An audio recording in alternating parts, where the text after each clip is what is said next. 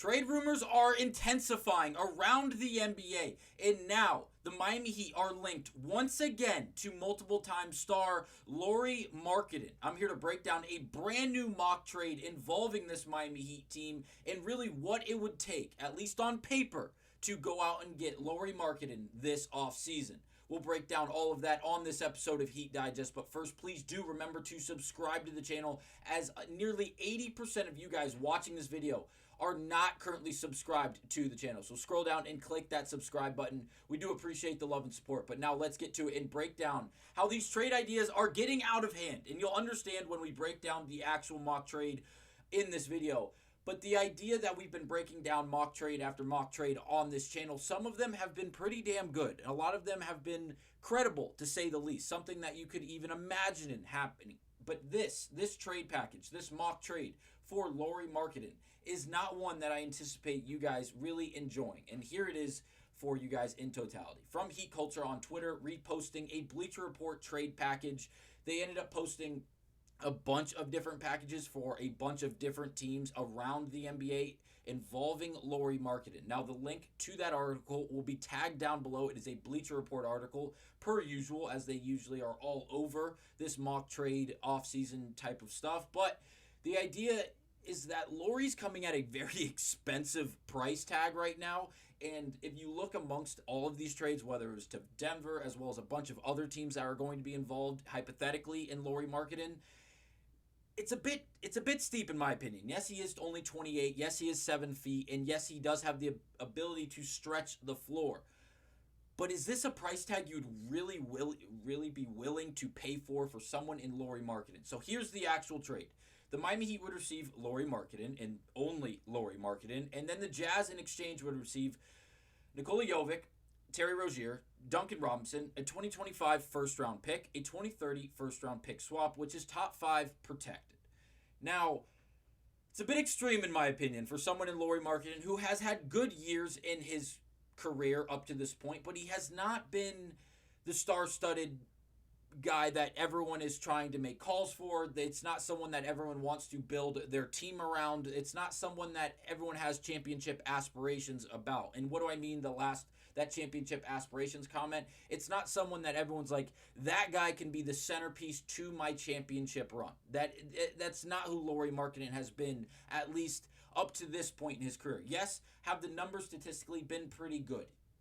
Without a doubt. There's been years, especially the year where he did win Most Improved, he was averaging 25.5 points per game and being a legitimate stretch 4 to 5. Yes, he is 7 feet tall, but we have seen him play the power forward a bit in his career up to this point.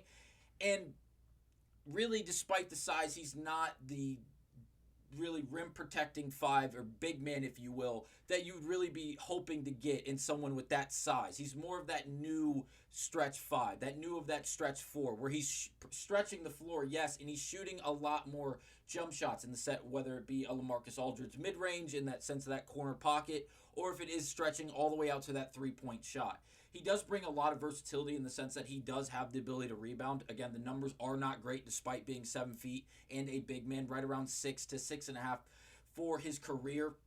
And overall, for the overall assist numbers, 3.5 to 5. If you're 5 on the higher side of things, obviously for Lauri Markkanen, does have the ability to actually get the job done in the facilitating side of things. Only averaging 1.5 for his career, which is obviously not great, but he does have the ability to actually move the basketball, especially when he does gain a lot of attention offensively.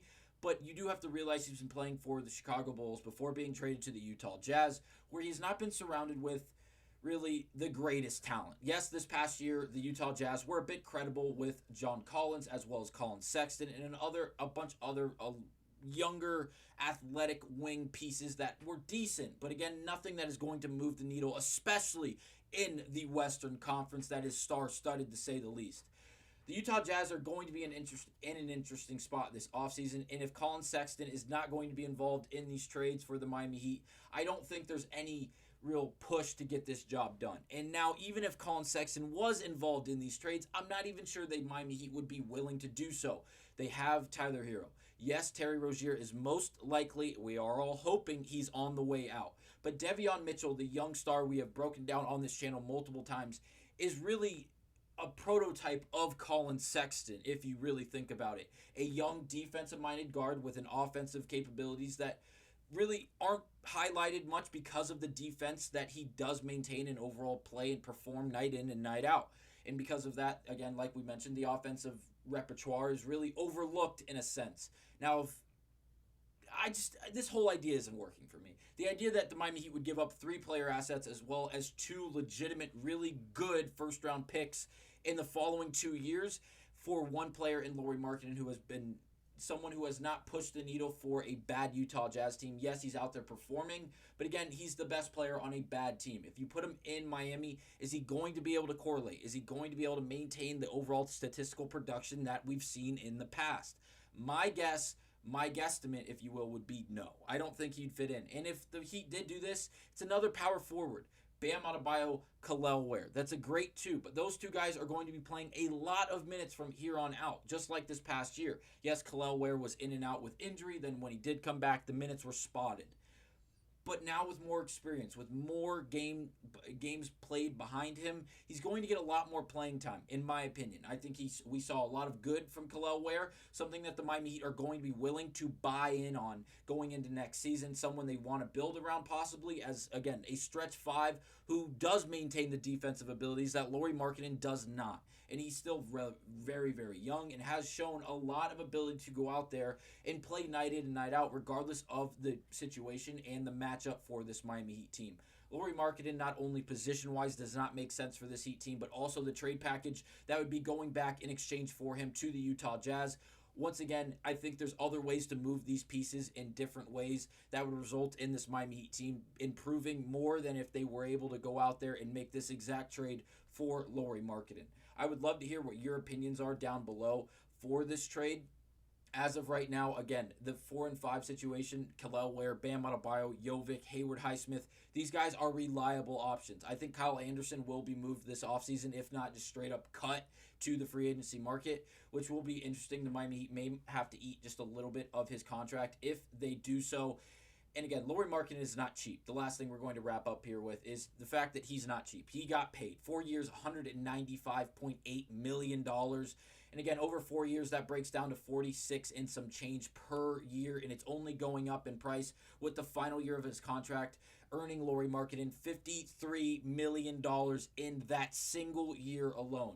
It's a lot on the books for the Miami Heat if they were to go out and acquire someone like Lauri Markkanen. And currently what as their cap room is currently situated, I'm not sure if this is something the Miami Heat would really be willing to go out and do.